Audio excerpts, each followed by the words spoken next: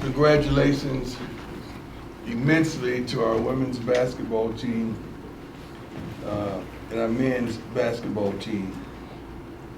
Coach Payne and Coach Boyle for what they accomplished last night. And congrats to our soccer team for being selected to the NCAA tourney yesterday. That is quite an honor. Also, David Connor, offensive tackle from Atlanta, sociology students of the week, academic students of the week. Jacob Woda, am I saying that right? I believe so. Woda from Wisconsin, exploratory studies, academic students of the week, as well as Travis Hunter, honorable mention for the Paul Hornick. Travis, top per game CU in history snaps a game.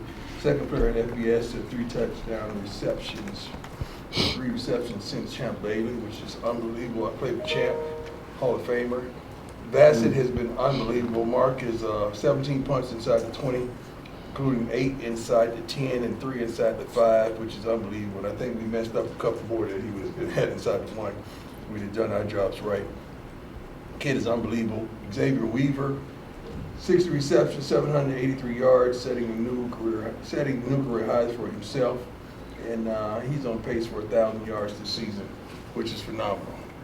Next, sometimes when you're losing like we're losing, and you got to find positives to energize the staff, to energize the young men that's working their butt off to make it happen.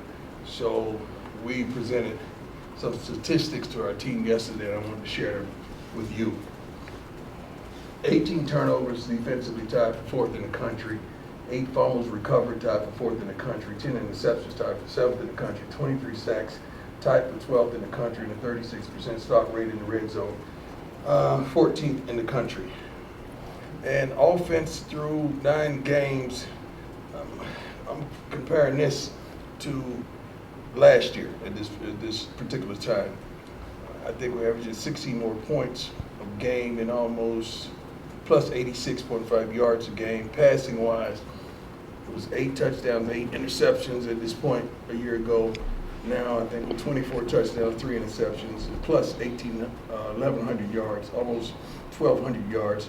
We lack in rushing at this point last year at 1,024. We're minus 402.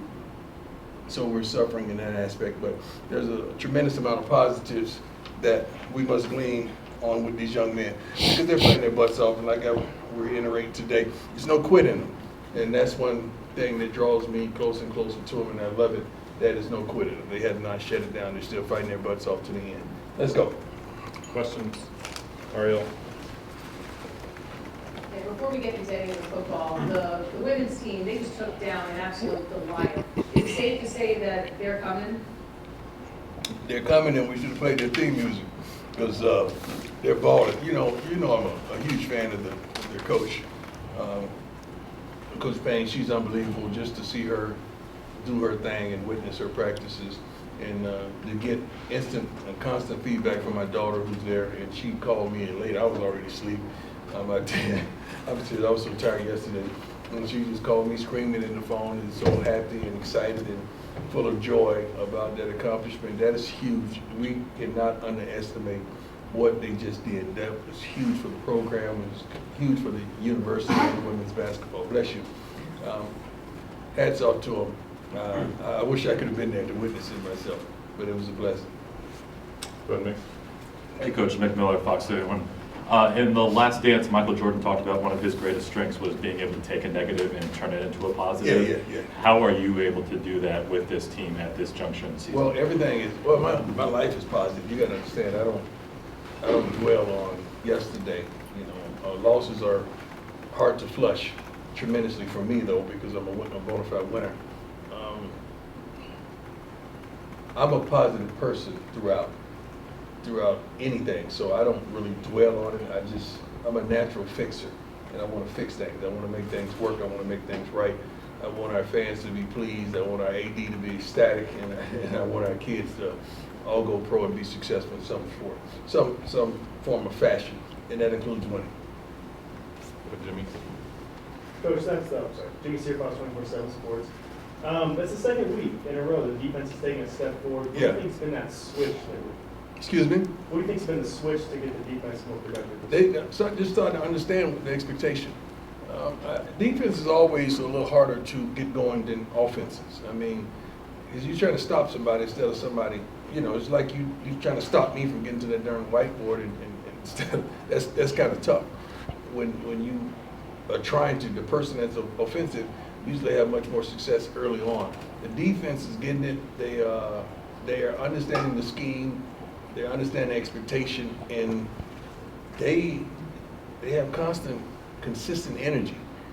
Like those guys are just built different, man. I mean, I love it. Not that they're built different than total offense. They as men, as football players, they're tough nosed and tough minded. And when we get everybody on the same page, it's going to be extraordinary. I like what I see in practice. I like what I see in the film room. Even the mistakes we make throughout the game, it's one guy here and there, and we could correct that. Hey, Coach, how are you? How you doing, sir? I'm doing great.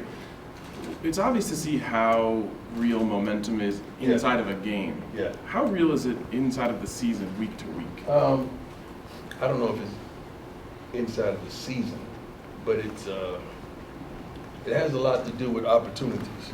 Like when you break it down, and that's what we broke it down and allowed the young men to see the multitude of opportunities there were defensively and offensively. And when you break it down and show them, okay, if we'd have done that, we'd have taken advantage of the opportunity. If we'd have done that, we'd have taken advantage of the opportunity. Now it's a different story, and it's a different scenario. So it's a lot of ifs after the game, but you got to show them how close they are. Hey, Coach. How you doing, sir? Good, how are you? Good. This is your last chance to play in front of the fans here at Folsom Field this Mhm. weekend. What do you hope, other than a win, what do you hope to leave them with going out on the final game? Positive hope. Positive hope that I wish you could only understand how close we are to being what we want to be and do what we want to do. Like last week, I think I said it, we got our butts kicked once. Everything else, we had an opportunity to win. We got to learn how to win. We got to seize the moments. We got to take advantage of the opportunities presented. And we can't faint in the midst of adversity. We got to stand tall in the midst of adversity. And we're learning that. That's a process that I'm truly as impatient as you are. And the young men in that locker room, they're impatient as well, but they want it. I can't say they don't want it. They truly do, because they have not given up. Good morning. Coach, this is last Pac-12 season, Uh-huh. Colorado. Upcoming Big 12, more than 12, obviously, and these conferences are so big. Mhm. How big is too big? How do you keep from getting lost? We don't in- think about that. We could care less. Like whoever's on the schedule, we're going to play. We're going to play our hardest. We're going to play to win. We don't care what you call it, what conference you call it. I'm serious. I'm speaking for my staff as well as the young men that I coach. They don't care of the conferences. They just want to win and play their butts off and prayerfully go to the NFL or be a professional in some form or fashion. They don't care what package you wrap us up in. Recruiting is help or? I don't think a changing kid, things? I have not met a kid yet, and I've been recruiting for, 4 years now? 3.5, 4 years? I have not met a kid yet to say, man, that Pac-12, that SWAC. Yeah, not yet. They're concerned about how much they're going to play, not the schedule, but they want to go to the next level. They're not thinking about who they're playing against and what they're playing against and what you call it. I haven't caught a recruit yet for that. Go ahead, Nick. Hi, Coach. How you doing? Good, how are you? Nick Good. Davis, CU Sports Report. When you go back and watch the film of Oregon State, you're seeing some of your coaches, Pat Shermer, Sean Lewis, and you're watching this offense. What are you saying to them and what we need to adjust moving forward? We got better. We got tremendous. I don't want to say this because you guys are going to take it the wrong way. Oh, thank you, Lord, for stopping that. We did some positive things. that you're one play away, you're one block away, you're one missed assignment away, you're one step too deep on a route, you're one drop away from accomplishing what you desire to accomplish. But we got to stop that. We got to have a consistency and make those plays happen instead of allow those plays to escape us. So when you're looking at film or you're gleaning from film, you're thinking about what you can do the next week. That yesterday is yesterday. What can we do now to make sure we don't miss those opportunities, practice-wise, film study-wise, and preparation-wise, period. That's the thought process. Hey, Coach, Tyler Kane. How you doing, sir? I'm doing well, thank you. It's obviously senior day this week, and a lot of the seniors are guys that, are grad transfers that came here from other programs. I don't think we have many seniors, do we? There's only one actual senior on the roster, That's Evan what I Kistler. thought. Yeah. But just the older players that, this might be their last year of eligibility, how important is it to maybe recognize them for just coming here for maybe just one semester, one season, and kind of the impact they've had on the program, even if it is in a short time? Let me tell you who should be recognized. I mean, the seniors should be recognized, great. But the darn scout team, I want to recognize them this week. I really do. I mean, I want to recognize them in some form or fashion because those kids don't receive the hand claps, don't receive the fanfare, are not recognized publicly, and they work their butts off. And the majority of them are walk-ons. Some of them are scholarship players that's, young and trying to make their way and trying to see their way through. But they should be recognized as well. But we're going to give our seniors love and support wholeheartedly. But I don't think we have many that's going to be recognized, do we? It's about 15, Coach, because there's a bunch with just one. A lot of grad transfers with just 1 year. Yeah, They came in. I haven't even checked those lists. I'm caught up in what we're doing right now, not who's leaving. Go ahead, Matt. Matt Smith, 104.3 fan. Coach, Arizona is going through the process of something like you guys are trying to embark on. They're a little Right. further down the road in it. Mhm. What have you seen from Jed Fish and his program, specifically lately, because they're one of the hottest teams in the conference? Yeah, first and foremost, he's a really good coach. He's a really good person. I think we were together maybe in San Francisco or something. I don't know. I'm just trying to make sure. I do remember his face and his name, but he's been phenomenal. His coaching resume is suffice. I like him as a person, as a coach, as a man.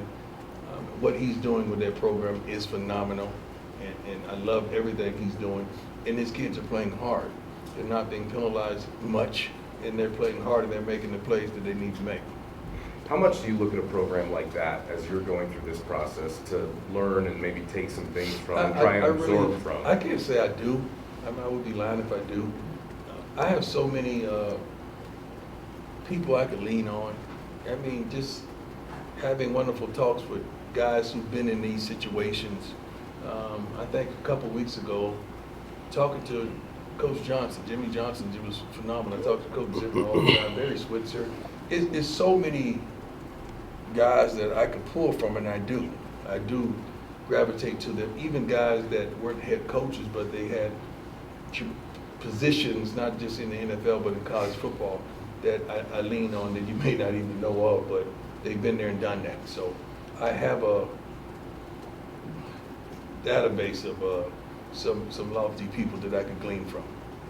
But he is definitely a guy that I admire and respect the heck out of what he's doing with the program. Sean. Coach Sean Keeler at the Denver Post. I have a question for you as a dad and as a coach. First, the coach question. As far as you know and care to say, is the play calling arrangement still going to be the play calling arrangement on offense? Are you the guy that Shador's? Am I the guy? I'm probably that guy. It's so funny that I didn't know that, but from your line of questioning, like how you came with it, it's like something clicked in my head and say, that's the guy. Now, I didn't even see the press conference. I just saw him laugh and say, come on, dog. Whatever It was said. a good stiff arm. It was good. Yeah. I passed that. Let that go, man. Just let it go. You barking up a tree that you ain't gonna get up. That's Just right. let it go. We're some happy people around here. We're ecstatic. We're blessed. We're highly favored. We're not where we want to be, but we ain't where we used to be. That's true. And we're going in the right direction. So we're good. We're not. All that controversy and that stuff. We trying to raise these kids, man. Grown folks problems that don't help kids. Speaking of raising And I've been through 2 divorces, and I know that for a fact. Grown folks' problems don't help kids. as a dad, I'm a great dad. So You're a as a great dad, I'm a great dad. Let's stop right there. As a dad, I am balling. As a dad, I'm a Hall of Famer. As a dad, I'm an All-American. As a dad, I'm a Pro Bowl. As a dad, I'm a flat-out winner. As a dad, exclamation mark. I'm him. As a dad who knows the NFL people that you know, Uh-huh. would there be a grade or an evaluation on Shador that would make both of you or either of you go, maybe we should look at the next level, maybe we should look Why at the would draft? we, and we having a great time here? When we appreciate and we love what we are, it's hard to look at someone else. Brian, go ahead. Hey, Coach. Brian Howell. How you doing, sir? Good, how are you? Good. You hear a lot about teams needing to learn how to win. Yeah. And Arizona, off Matt's question, has kind of done that. They've gone through some of the things you have. They finally flipped the switch a few weeks ago. Do you believe in that? Do you feel like your team is learning how to win through some of these things? Our team is learning how to be consistent. And when you're consistent with anything in life, you're usually successful in that. And we're learning how to be consistent in certain areas. You can see now the defense is propelling itself, and they're more consistent in things that they were inconsistent in early in the year. And I love that aspect of it. But that's what winning in life is about, is being consistent. We just got to be consistent in the things that we desire to do well. And as of right now, in some aspects of our game, we're inconsistent. Couple more, go ahead, Jack. Hey, Coach. Jack Harlow with Buffalo's Wire. As you said earlier in the year, the goal for players and coaches is to get 2% better every day. Yeah.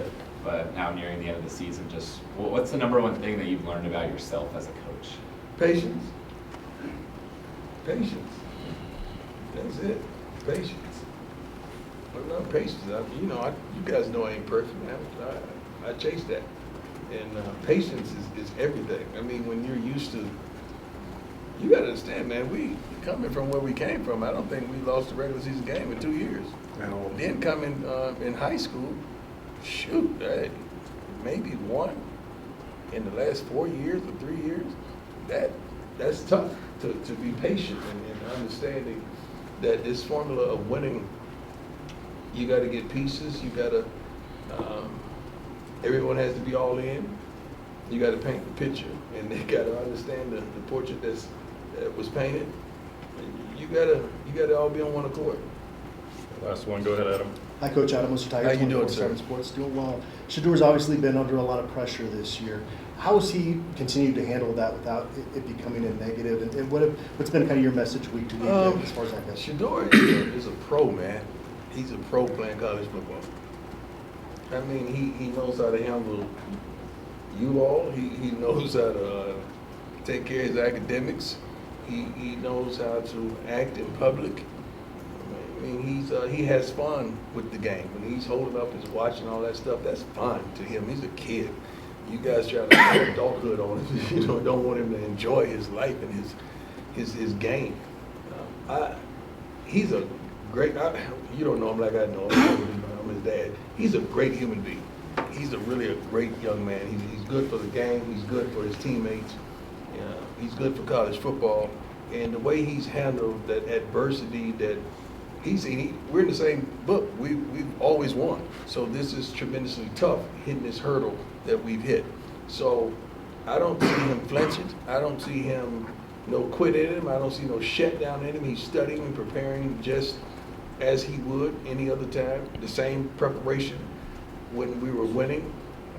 He's getting more treatment because his body is tremendously sore. His body is tremendously sore, because I know the things that he can do that he's doing now to make sure he can get out there and be his best. So I'm proud of the young fella, I really am. I'm proud of his brother on the other side too, as well. I'm proud of those guys as well as all the other kids on the team. But you asked me about my son, so that's why I diverted to my sons, because some people will get the end of this and now, well, he's talking about his kids and not the team. I love all my kids. Yes. Come on, Ariel. Has he suffered any injuries in the past couple of games, or is he just sore? Yeah, he's suffered injuries. Of course he's suffered injuries. You think he walking like me for nothing? What kinds of injuries has he suffered? He's hurt. You have to check with the trainers on that one, but he's hurt. He's hurt, but he's gonna be all right. Come Saturday. Well, he has to get in a couple good days of practice so he can get his timing in of the new installation, new plays and all that stuff.